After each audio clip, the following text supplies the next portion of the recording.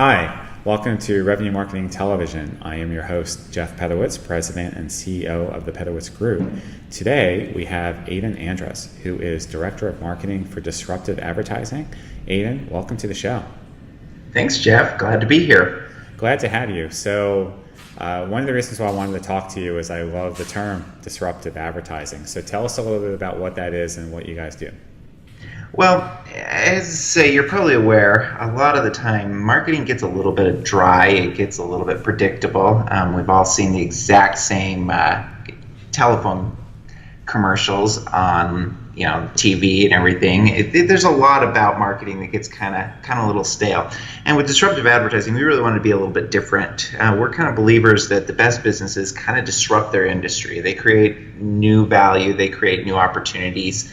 And so we thought that was a good fit for what we wanted to do and really kind of break through and be a little bit different, disrupt a little bit the marketing industry and find some new and interesting ways to actually get people's businesses out there and actually get them noticed instead of kind of falling into all of the ho-hum marketing that you see all the time that kind of is utterly forgettable. With all the channels and choices that are available to marketers today, I think it's probably even harder to find a message that differentiates, let alone is effective on each of those channels. So what are some of the things that you guys are doing to accomplish that? Well, I've always been a really, really big believer that the key to success in any industry, whether it's marketing or the medical profession or what have you, successful businesses create value. And I think that a lot of the time as marketers, we get focused on selling ourselves, selling like a specific product, and less focused on actually what creates value for our customers, what creates value for our clients, what is unique about our product or service or offering that really sets us apart. And so at Disruptive, we really try to focus on, okay, what are the specific needs and what is the core value that we can actually provide. And once you identify that message, it actually becomes something that you can be really effective with across a variety of channels. If you identify that your core audience that you're trying to get to is millennials who value primarily entertainment, well then maybe it's creating some YouTube videos that are primarily entertaining, and then all of a sudden you get associated with something that they value, and now it's really easy to kind of transition them to going, oh, well, my product or my service or whatever it is that I'm trying to sell has, these guys always make me laugh, so they must have something good, whatever it is that the value is there. If you're providing that value, it's very easy to make that transition. And then if you incorporate that across multiple areas and multiple channels, and you kind of create an audience and an experience that's associated with your business, that ultimately is going to go a lot farther and deeper with your target market than simply trying to hawk your wares. Sure, no, that makes a lot of sense. So what are some of the things that you do to ensure that there is a good experience, especially from the customer's perspective? Sure. So probably the first step and key for us in that is to really kind of drill down and identify who are these people and what is it that's their core value. Sometimes that gets a little bit more involved than just your basic buyer persona research. Maybe they're a 30-year-old white male, like me, and they've got their their kids in school and stuff like that. But what really drives them, what motivates them? Well, maybe they're a business leader who is trying to grow their business and they've got all these interests and they're really kind of a go-getter. Well, what are some of the behaviors and things that manifest around that? Oh, maybe they're interested in gambling. So maybe we should create some content pieces that make parallels between, the risk-taking of gambling and the risk-taking of actually building a business. And so kind of trying to find, okay, what is it that makes these people unique? What is it that makes them an interesting, specific person? And then how do we connect those various facets of their life and really create something that's very compelling for them? So I love using analogies. I love kind of depicting things in a different way that kind of stands out. And it's like, oh, you know what? I never thought of that before. But marketing's a lot like fishing, or a lot like romance, or any of those sorts of things that kind of take people out of, oh, here's the regular speak that people are always sending to me. And here's actually a connection to my real life that goes beyond just, simple value propositions and other things like that, sure, and really makes it real for people. So, you've been doing this for a little while. What are some of the biggest changes you've seen happen in marketing over the last few years? So I think we've seen several transitions, especially in digital marketing. Digital marketing is changing so fast. If you're not constantly evolving with digital marketing, you are getting left behind. I think it's really easy to look at the history, for example, of search engine optimization. Like early in the day, you could find loopholes in Google's algorithms and make $1 million business out of it. All you had to do is figure out how to kind of load all your keywords and everything. That's gone the way of all the earth. These days, it's much more difficult to get ranked on Google, etc. You see similar things with paid search was really big for a long time because that was the primary way that people really interacted with the internet. And so you had lots and lots of search if you could get ranked. Now all of a sudden it's becoming a lot more competitive and people have a lot higher expectations for what they're going to get from their search results. People are getting a lot more aware of advertising. They've been beat to pieces with advertising their whole lives, and so they're a lot more sensitive to it. And so it now is becoming almost more of a multifaceted approach. You can't really be the one-trick pony where it's like, oh, paid search, SEO, SEO, oh, I have a blog, oh, I have whatever your specific thing is that you built your business on.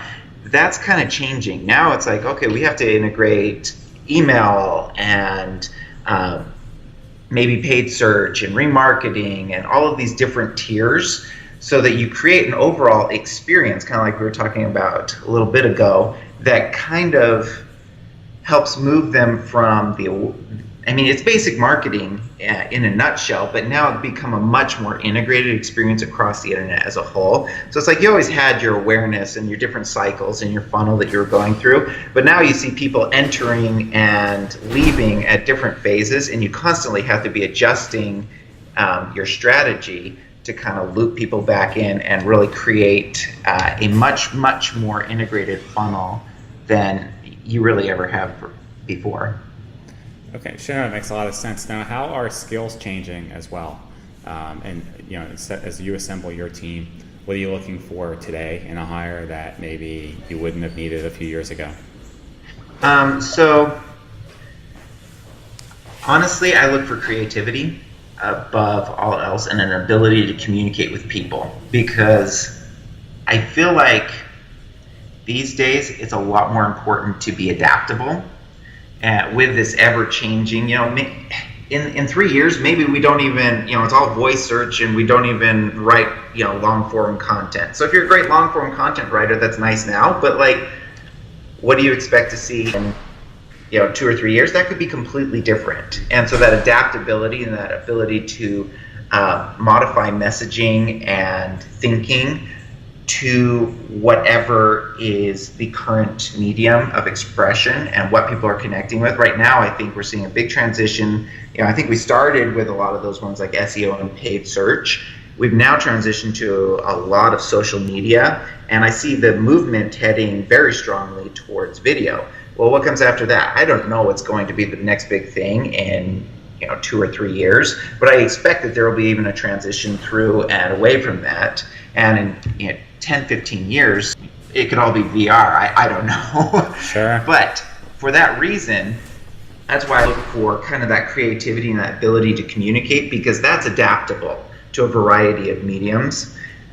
I started, and my biggest strength has always been audience building and writing. But now I find myself working in things like video, social media, things like that. And what makes me adaptable to those is that ability to understand the audiences, who I'm talking to, and how to best communicate with them, and figure out how to use the new technology to really make the connection and get people excited. Now that makes a lot of sense. So What's your take on MarTech and all this? I mean, there's so much technology. What do you think is essential? What is nice to have? What do you think is, oh gosh, crazy? Tell me. That's a really good question. That's probably a whole video in and of itself.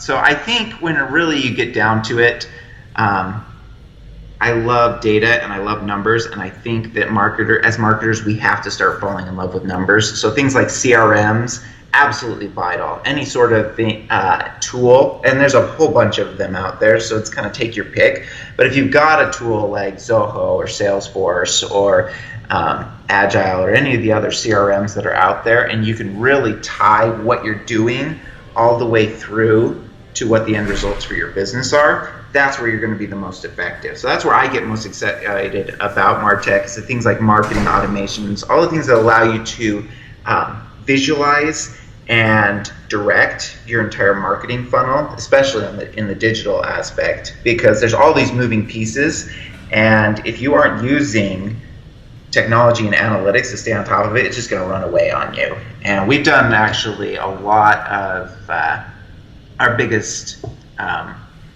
channel that we help clients with is paid search, and we've actually audited well over 2,000 AdWords accounts, and it's amazing to me because and I've actually been personally involved with the vast majority of this research because, like I said, I like numbers and analytics. But what's amazing is that you see about 42% of AdWords advertisers who AdWords is so easy to set up tracking for. About 42% of them have never even tracked a single conversion. So they don't even know if their marketing is working. And paid search is expensive. So it's like they're flushing money down the drain and they don't even know what's going on. And then of the 58% that actually are tracking, only about half of them are actually tracking all of their important actions. And that's just on the conversion level. Then you walk down towards how many are using CRMs, and the numbers drop off precipitously. So you just look at that and it's like, that is a huge opportunity for any marketer right now who wants to really get good with data. That's where you can really kind of stand out and all of a sudden go, oh, you know what? This particular tactic, this particular idea did not pan out. This one is driving a lot of value. We need to put more money into this and not that. And that's the really powerful thing about online advertising versus a lot of your conventional marketing channels, because you do have all that trackability. How do I know if that direct mail piece really delivered all that value? Well, I hope that maybe they call up and they say, well, I saw your direct mail piece, but how often does that really happen? But with online marketing, you can see that, and that's what allows you to ultimately be highly, highly effective in a very competitive online space. Great input. So what are you being held responsible for? What's your boss measure you on, and then what are you measuring your team on? Ultimately, it really comes down to sales and predominantly ROI. So, and we try to look at that as a lifetime value sort of analysis. So sometimes, we have channels that aren't profitable month one. Our first clients, they don't necessarily make us profitable, but we know that over the course of 6 to 12 months, we become profitable. And so we really try to look at, especially for ourselves and for our clients, we try to look at what's the overall big picture, and then does this all add up long term? And that's kind of what we try to stay accountable to. Awesome. Because ultimately things like clicks or conversions or a lot of those more surface metrics, phone calls, those don't put money in the bank. And so if your marketing is not putting money in the bank, it's just like any other business expense. It's not worth investing in if it doesn't end up creating profit business. Well said. So in closing, any words of advice for your fellow marketing executives out there?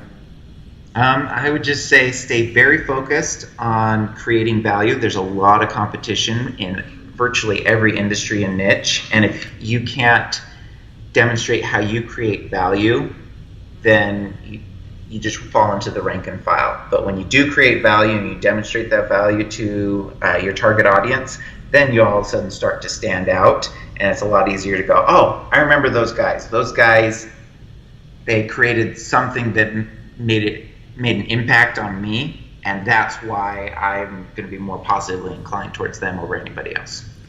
Awesome. Great advice. Aden, thank you so much for being on the show this afternoon. Hey, thanks, Jeff. I'm happy to have the chance to join you. Okay, thank you, and we'll talk again soon. All right, thanks.